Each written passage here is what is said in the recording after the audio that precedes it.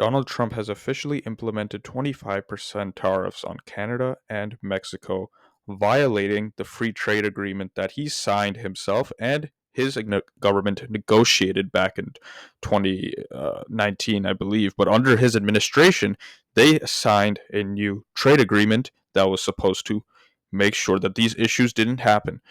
But look at him now coming back with his hypocrisy and saying that, look how bad this deal is that we signed, even though he's the one who signed it. Absolutely delusional. But back to the point that the tariffs will be affecting Canada 25%. They will be across the board, except Alberta oil will get an exemption and get 10% tariffs, though that will still affect the United States and their consumers when they're filling up gas at the pumps.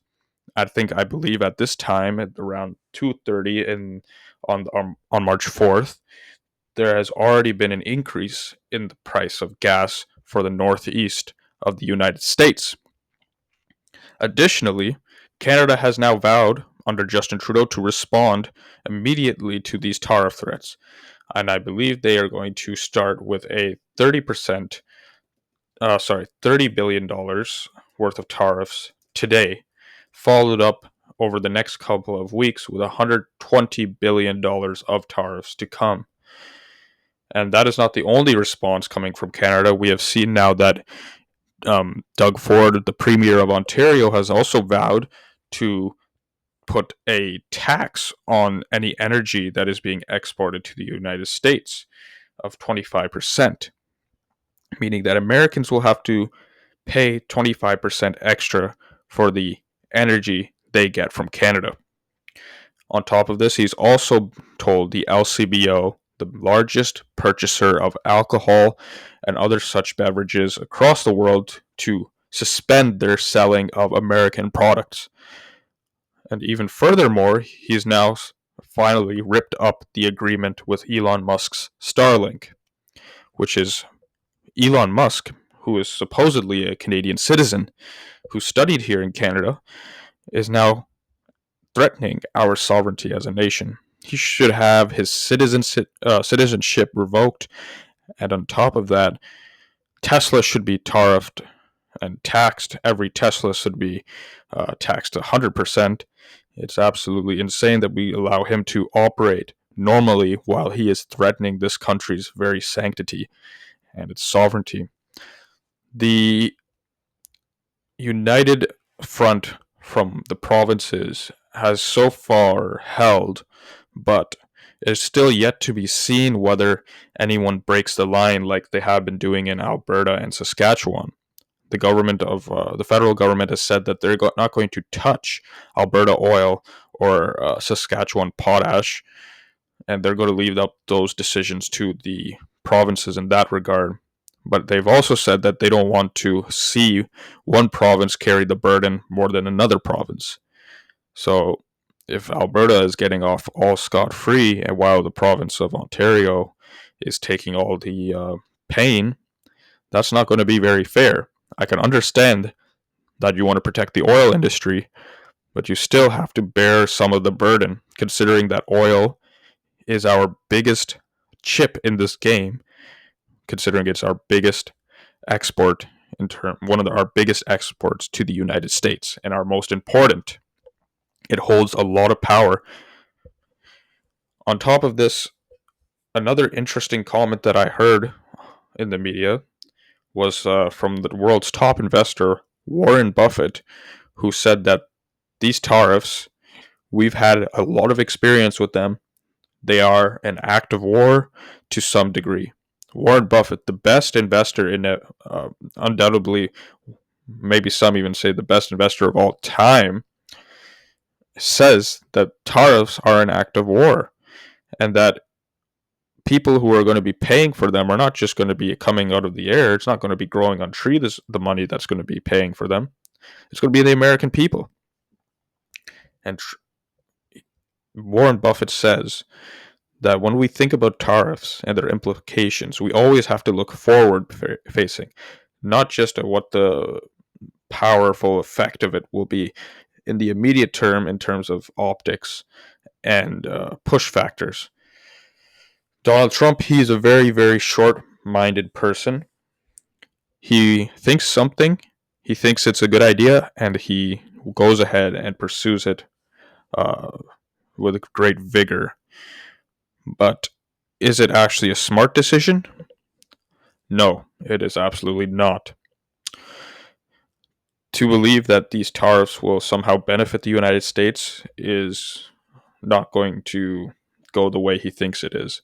The Americans are going to pay just like we are going to pay in Canada. Both sides are going to be stabbed. But if he wants to take it this way, then he's going to get it. We're not going to go down easy. We're going to take him down with a fight. But if we look at the markets today, markets have been having a very tumultuous time. The S&P 500 at its lowest today saw about over a percent dip and is currently sitting at 0.5% down. The Nasdaq composite has now corrected itself, but at its lowest today, let's see, at its lowest today, the Nasdaq was down almost 4.5%. A big shock to these tariffs. But it has corrected to some extent, though that's still yet to be seen, the overall effect on the markets, because it is just the first day. There could be months to come over this issue. Overall, this attack by Trump on the economies of Canada as well as Mexico are totally illegal. He uses the argument of fentanyl as a staging ground to impose tariffs, because if he does it any other way, he knows that the legality of imposing tariffs outside of a security threat, which he uses fentanyl as a security threat, is illegal. The free trade agreement we signed with the United States clearly stipulates you cannot impose tariffs here and there and freely. There has to be a legitimate security reason. So he uses this false flag of fentanyl, which we have done a whole lot on. Canada has now even pushed further in the past 2 to 3 months after this threat has come. We should have been pushing further earlier, but we've pushed in these past couple of months, and we have seized much more fentanyl than we have in the past year. But still, it does not satisfy Mr. Trump. Additionally, what can we do even further on this front? We can't destroy the drug and bring it out of existence. We can't do that. And if we look at the situation in its real terms, the United States exports more drugs and guns and illegal immigrants to Canada than we do to the United States. Excuse me. We should be tariffing the United States preemptively with his logic, because he's actually the one posing the threat to us. This is an absolutely horrible decision by Trump. He is stabbing his closest allies in the back. He stabbed Ukraine in the back. He stabbed Europe in the back. He stabbed Canada in the back. He stabbed Mexico in the back. He has no friends, no allies, and he's going to destroy the totality of the trust that the United States has held from other Western nations in the past 70 years. This is a big turning point for the United States and their homogeny on the world. The world is shifting now, and it's probably going to go to China, though people will say otherwise. It's likely going to go there as China expands its global influence across the world. That's just how things are going if Trump continues this weird, isolationist, aggressive policies that he's imposing. People will not trade with the U.S. Nobody's going to want to do business with the U.S. The U.S. will fail. And that is, I don't know what the plan is there, but it's not very forward looking. Thank you very much for watching, and have a wonderful day.